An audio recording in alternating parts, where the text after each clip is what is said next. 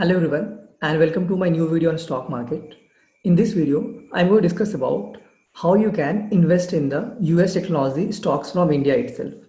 So basically I will discuss about two of the best mutual funds through which you can do this. So of course you can directly buy the Amazon, Netflix or other US stocks from India itself, but that the process for that is different. So you have to open some account with either some Indian brokerage or some foreign brokerage, and then you can buy it. Maybe I will discuss that in separate video, not in this video. In this video, I will only discuss about like how you can invest in these stocks, US stocks, with the help of mutual funds. Because investing through mutual funds is quite easy, right? And also do not forget to subscribe to my channel and keep supporting me in making this type of videos. Okay, so let's move to this. Like you would have used most of the US companies products. I mean, like many products from US companies, like Amazon, right? You would have using Amazon Prime, Amazon for shopping, Netflix for watching web series, movies, Microsoft for mostly if you are in job or if you have laptop, Windows, let's say you are using the operating Windows basically is made by Microsoft. Then if you are using apps like Microsoft Word, that also is sold by Microsoft. Google, of course, is a search engine itself, and it's a name of, I mean, company also. So Google it has YouTube, it has Google search and Gmail, everything it has. Then Apple, of course, it has Mac, iPhone as some of the famous products. Adobe again, it is like it has Adobe Photoshop. There are many other products of Adobe also. So these are some of the famous companies in US that whose products you are using in your day-to-day life, and your friends are also using. And you will thinking that okay, these products almost have monopoly.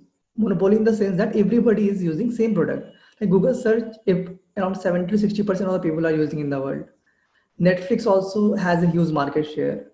Similarly, Apple, iPhone has good market share. So all these products have very great market share. So you may be thinking of why not to take the benefit of the growth of these companies, right? You think that these companies can grow, I mean, very fast in next 10, 15 years maybe. So why not take this benefit and invest in these stocks also? Okay, so before I move on to mutual funds, let's discuss the risks and benefits. So please focus on this. This is very important because you will invest in these mutual funds and your return will start maybe, okay, maybe you will see that 5-year historical returns was 20%. Now, once you buy the maybe mutual fund, after 5 years, you're only seeing maybe 10% return. Then you have to understand why that happened, why those less returns. And also you have to take the sale decision, right? Whether you should sell that mutual fund or not. So understand the risk here. What is the risk involved here? It's very important. So first risk that is very important is the currency exchange risk. I will tell you example. I will give you an example to understand this. Let's say, so you are basically paying to your mutual fund, right, in rupees. Let's say if you are investing 10,000 rupees in this mutual fund, let's say the foreign mutual fund that is there per month. Now you understand that these are foreign companies. You cannot buy these companies with the help of rupee because in US I mean their currency is dollar. So you have to convert this your rupee into dollar. You will not do, actually your mutual fund will do. So I mean the mutual fund, what it will do is whatever money it receives from us, it will convert that into dollar first. So let's say 10,000 what you gave to them. So let's say the exchange rate is kind of $1 equal to 100 rupees. Just a simple example. So you divide 10,000 by 100 now. So what is 10,000 by 100? You get 100, right? So basically that 10,000 is basically equal to $100. Now this $100 that mutual fund will invest in these stocks. Now think about this. When the value increases of this, let's say this fund, this $100, this is in dollars. Now this $100 becomes $200, right? Let's say in future 10 years, let's say it doubles. But now understand this. Now you want to sell this mutual fund, right? But what can happen is the rupee exchange rate, what that was there, that can increase or decrease. Let's say what happens if it decreases. Let's say from 100, it was $1 equal to 100. What if it becomes $1 equal to 50? Now what you will get after selling is, of course, that has doubled there, right? From $100 to 200. But you have basically now that $200 will get multiplied by your 50 and that amount you will get. So that is 10,000 itself. So you understood what happened here. You invested 10,000. Actually, the stocks got doubled there. So basically they invested in dollar. From $100, it became $200. But your currency, right, rupee actually became very weak. It fell from like, rupee actually became very strong. It fell from 100 to 50, right? That's why now again you have to convert back when you are selling. So this $200 will be converted back again to rupees, and that rupees you will get from the mutual fund.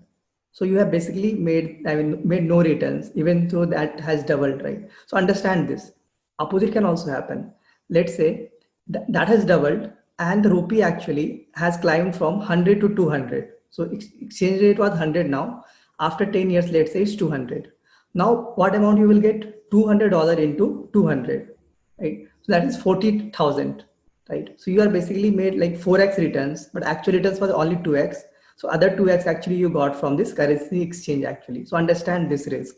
If the rupee actually becomes stronger in the future, your returns may decrease. You will not see those returns that are historical returns are there. If the rupee still, keeps on weakening against the dollar, your returns will be very good. Understand this. And also expense ratio in many of these funds are high. So the benefits, of course, is that diversification and exposure. So you are diversifying your, portfolio in Indian stock market also, in US stock market also, and you also have the ability to invest in very good tech companies there. Then another benefit is that if rupee keeps on depreciating as it has been doing historically, rupee is increasing, right? Increasing in the sense that it was like 30 or 40 maybe last 10 years. Now it's close to 75, 80. Maybe in next 10 years again it becomes, let's say, 120, 130. Then you will benefit a lot in that case. Okay, taxation also you should understand. So if let's say some mutual fund have invested less than 35% of their money in foreign stocks, then it will be treated as a normal equity fund in India. That means in short term you will pay 15% tax. In long term, that is more than 1 year. So short term is less than 1 year. In more than 1 year, you will pay 10% long term tax. Of course, on the 1 lakh profits, you will not pay any tax. So after 1 year, if your profit is 1 lakh, you will not pay any tax. But more than 1 lakh profit, you have to pay 10% tax. But if let's say the mutual fund has invested more than 35% of their portfolio in the foreign stocks, then it will be considered as debt mutual fund. In this case, in the short term, that is 36 months, 3 years, the taxation will be same as your salary, like whatever tax you are paying on salary. So let's say you are in the highest bracket of 30%, then you have to pay 30% tax here. And in long term, that is more than 36 months, it will be 20% plus indexation. So indexation is actually like it also considers inflation, and your actual tax will decrease from 20 to maybe 14, 15% maybe. So this formula for that, it's quite complex there. Okay, now coming to two of the funds that I like most actually, if you want to invest in US stocks. So first one is the Motilal Oswal Nasdaq 100 Fund of Fund Direct Growth Plan. So actually what this does is, this actually invests in Motilal Oswal Nasdaq 100 ETF. So this ETF is already traded in the Indian stock market, and this mutual fund actually invests in that itself. An expense ratio of this mutual fund is 0.1%, but okay, it is actually more than 0.1%. Why I will say, okay, I will say why it is, I will say is because, see, mutual fund expense ratio is 0.1%, but that mutual fund is investing into the units of Motilal Oswal Nasdaq 100 ETF. Now, of this ETF, the expense ratio is 0.54%. So basically, the expense ratio of that mutual fund will be close to 0.5%, close to, kind of. Understand this. It's not 0.1%. And the asset under management is close to 500 crores. It's a new mutual fund, I think less than 1 year old, I think mostly. Let's see the sectors in which it has invested. Of course, technology, we are talking about technology. So technology sector 37%, consumer durables 23%, services 12%. So most of them is there in the consumer facing stocks, if you see. Even healthcare is there. Okay, let's look at the stocks in which this, so actually what happens, this actually Nasdaq 100 is a popular index in US stock market. So they are basically investing in an index fund kind of. So this index actually consists of these stocks. So Microsoft is there with 11% holding, Apple is there with 11%, Amazon is there with 9%. So you're seeing all the tech stocks here, right? Facebook is there, Alphabet is actually Google here, then Intel is there, Cisco is there, Adobe is there, Netflix is there, PepsiCo is there, PayPal is there, Tesla is there, even Gilead Science is there. That was in news for the treatment and vaccine for the COVID-19 virus. So all of these stocks are here in this index, and they are actually investing in these stocks. Now let's see the returns also of this mutual fund, how much returns. So this is the return of actually the ETF, but basically they are investing in the ETF itself. So their returns will be quite similar to the returns of the ETF. And if you do not understand what ETF is, ETF is actually exchange traded funds. So these are the funds actually, they are kind of mutual funds itself, but they trade on the stock exchange. But these mutual funds, the normal mutual funds do not trade on the stock exchange. So that's the difference there mostly. And if you see the returns here, so first one is actually the lump sum return. Second one is the SIP returns. So lump sum, if you see since inception in, it was like in 2011, this ETF was started, and the CAGR return is 23%, right? Lump sum. That's quite great, right? From almost 9 years, I mean, in the duration of 9 years, the CAGR returns is 23%. In 1 year is 40%. In 2 year, 23%. 3 year, 25. 5 year, 20. But let's not look at lump sum investment, because most of you will follow SIP. So let's look at SIP. Even if you have, let's say, done SIP for 5 years, you have started in 2015. You have invested basically some amount, 1,000 rupees each month. Then also your annualized returns is quite great, right? 25%, right? In 5 years. In 1 year it's 50%, right? And 2 year 33%, 3 year 28%. It's quite great, right? This mutual fund has given a huge amount of returns, but do not, okay, understand this also, that this has benefited from the rupee actually weakening a lot. So rupee has also increased a lot, right? From 65 levels to now 75, right? I mean, in last 9 years, I'm not sure what was that, but rupee has weakened a lot, right? So this has benefited a lot from that. So that's why you are seeing this much high returns. Actually, the Nasdaq 100 index in US, it has not given this much returns, not this much. It would have given maybe 11, 12, 15% return maybe. And the rest of returns you see here is from the currency exchange that happened. Next one, this one also I like a lot. That is Parag Parikh Long-Term Equity Fund Direct Growth. So here expense ratio is 1.13%, higher than, of course, that was around 0.5%. Asset under management is 3,000 crores. So a lot of asset under management. The sectors again, technology 31%, financial 24%, automobiles 14%. So this mutual fund is a bit different from the other one in that in this mutual fund, all of their money is invested in foreign stocks. All of their almost 100% of their money almost is invested in US stocks. So this will basically be treated as a debt fund, and the taxation will be same as a debt fund. But this fund is actually different. If you see the stocks here, so this is like hybrid. It invests some like less than 35% of the money in foreign stocks and rest of them in Indian stock market. That's in that way, it is considered as an equity fund itself, not a debt fund. And the taxation is same as the equity mutual funds. So it has invested, if you see, its highest is Google. Of course, this is Alphabet is Google. Amazon, it has 8%. So these two are highest here.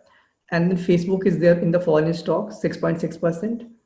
Other, I think Microsoft also they started. See, Microsoft is also there with 2%. So they're almost in 4 popular stocks in US, and they're hybrid. Again, you have good Indian stocks also, like HDFC Bank is there, Hero MotoCorp is there, Bajaj Holdings is there, ITC is there. This is a Japan company, Suzuki Motor Corporation. So basically Maruti Suzuki. It is a parent of Maruti Suzuki actually. Then you have other good companies also, like many other good companies. So this is a hybrid mutual fund. This is also called multi-cap mutual fund. See here the returns, if you see. So it's like 7 years, I think it has completed around 7 years. The return CAGR is 15%. Of course, not as the last fund, of course. That also because that fund benefited a lot from the rupee weakening that happened. So this has also good returns, around 15% is not bad. And I will tell you one thing, if you are getting 10 to 12% return in 10 years in mutual fund, be happy. Do not expect like 15, 16, 17% return. In 1, 2, 3, 4, 5 years, you may get it. In 10, 15 years, I'm sure that it's very tough for a mutual fund to give you 15 or 16% return in long term, 10, 15 years. You should expect around 10 to 12% return. If it is giving that, you should be happy. So this has given around 15% return in inception. In last 5 years, 10% return. So I think it's good. I mean, in the long term, I am only discussing about long-term investment. If you want to basically invest in mutual funds for long term, SIP returns, if you see, in 5 year is 10%, in 3 year 8%, in 2 year 8%, in 1 year 13%. So it's good. I mean, 10 to 12% close to. So it's quite good, I think. So why I feel these two are best? There are other mutual funds also that invest in US market, but why I feel these two are best? So of course, first one was the index fund. Index fund is one of the cheapest way to invest in stocks. You see the expense ratio for the index fund, the first mutual fund. It was quite low, 0.5%. Of course, the second one was multi-cap fund, that is Parak Parik fund, and that has expense ratio very high of 1.13%. But that has given good returns. It's okay. And these funds have been there for long time. So the first fund was almost there for 9 years. Second is almost there for 7 years, and you have like good returns. You are seeing returns also in that in 7 year and 9 years. Another good thing that I have actually gone through these stocks, and this stock selection actually has been very good for this. So of course, Nasdaq is an index, so that keeps on changing depending on the market cap of companies. But if you see the second fund, Parak Parik fund, their stock selection in foreign companies, tech companies, has been quite good. Expense ratio I told you is okay. First one is actually quite good. The second one is okay. I mean, 1% is high, but it's okay. Also, returns are great. Okay, expense ratio is high, but they're giving returns. That's important. If expense ratio is high and they're not also giving returns, what's the use, right? Other than this, there are some other mutual funds. Okay, the spelling is wrong here, but there are some other mutual funds which also invest in this type of stocks, tech stocks. Not, I mean, all their investment is in the tech stock, but they do have some investment in tech stocks. These mutual funds are, you can have a look at this also, like ICICI Prudential US Blue Chip Equity Direct Plan, Franklin Indian Feeder, Franklin US Opportunity Fund, Nippon India US Equity Opportunity Growth Direct Plan. So they also invest in stocks like Google, Microsoft, Amazon, but their expense ratio is higher than these two again. They are like 1.5%, and their returns are quite similar to this. So it's not good to like diversify a lot, like invest in 5 mutual funds. I think so. I have invested in like these 2 mutual funds that I mentioned here. So I've seen the returns are good, and that's why I think these are two are the best one. And also I gave you the reasons, right? These reasons why I think. And I also saw these mutual funds also. Their returns was quite similar to them, and also expense ratio for them was quite higher than this. So I selected only those two. So that's my review for the mutual funds that actually invest in US market. Do also provide your feedback, like if you're invested into any of this, and if you do like any of these 3 of the mutual funds here also, you can also provide your feedback on this. So thank you for watching this video, and do subscribe to my channel and keep supporting me. Thank you.